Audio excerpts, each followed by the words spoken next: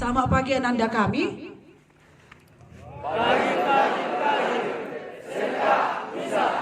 Ya, yang saya hormati Bapak Kepala Sekolah dan rekan sejawat saya Bapak Ibu Guru, izinkan saya saat ini untuk memberikan sosialisasi tentang stop perundungan.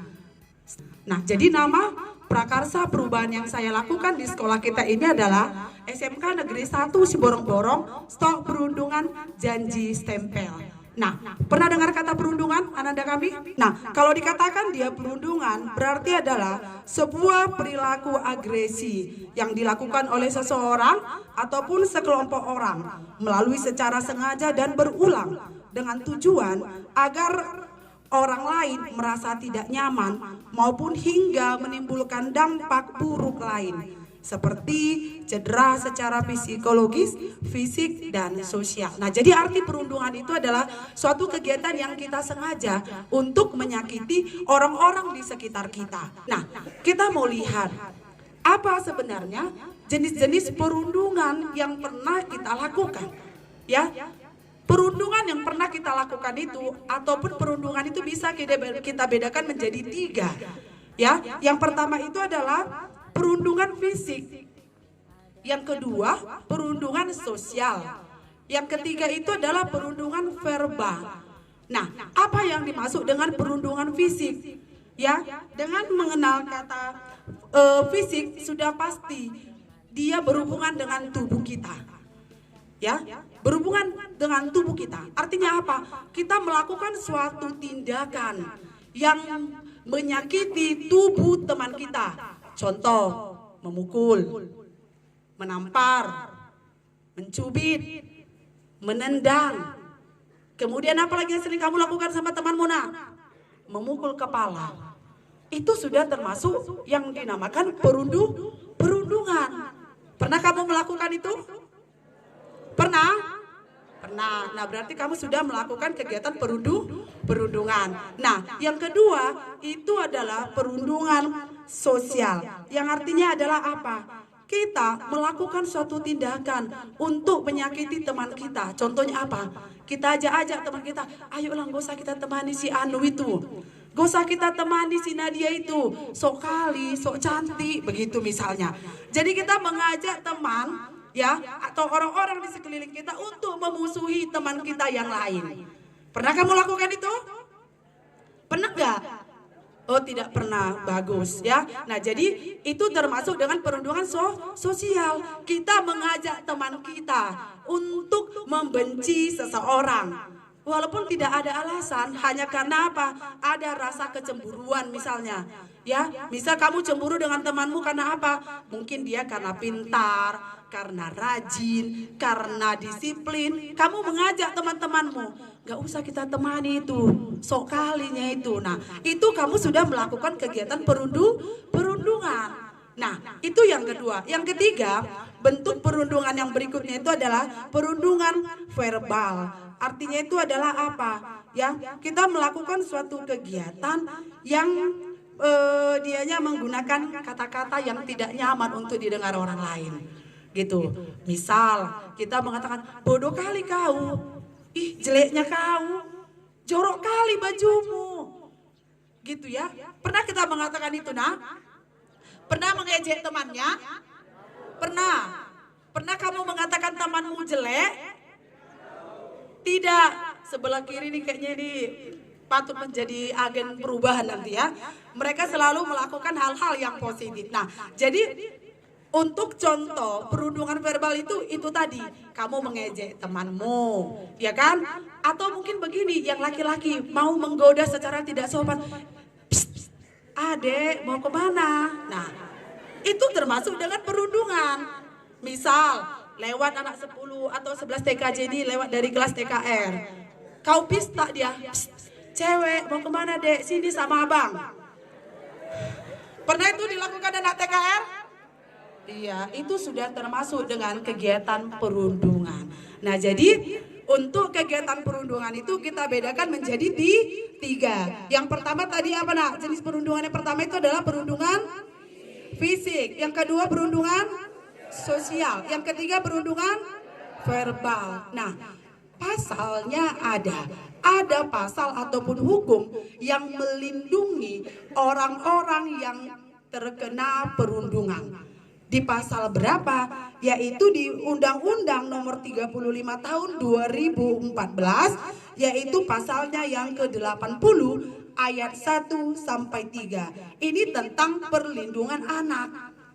Maka kamu jangan lagi mau melakukan kegiatan perundungan kepada temanmu. Karena apa? Ada pasal yang melindungi, ada hukum yang melindungi. Boleh goyang di tempatnya?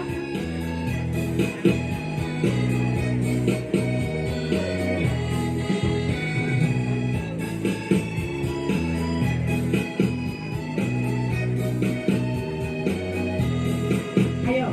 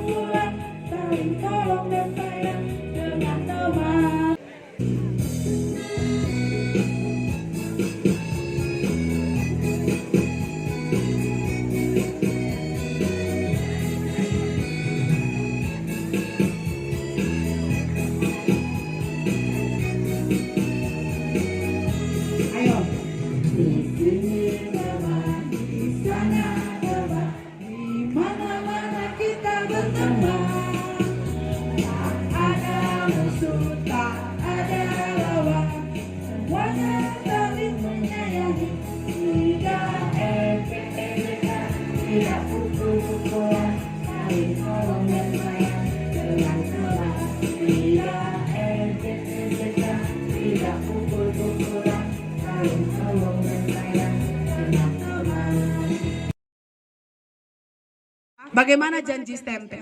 Saya harapkan janji stempel ini akan kita gunakan setiap hari.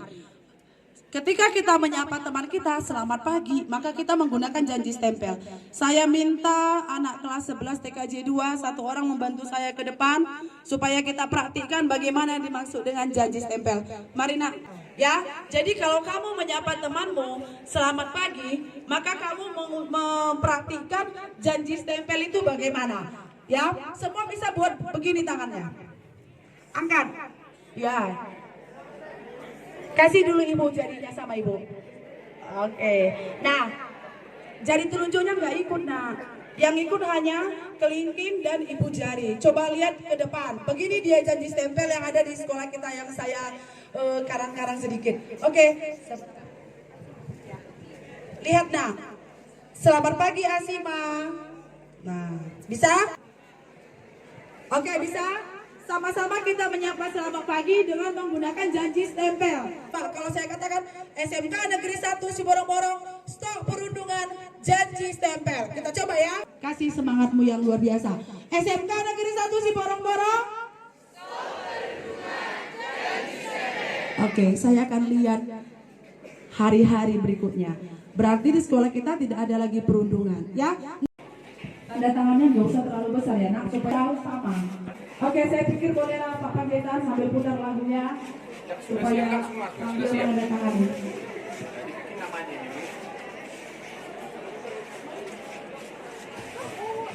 Iya.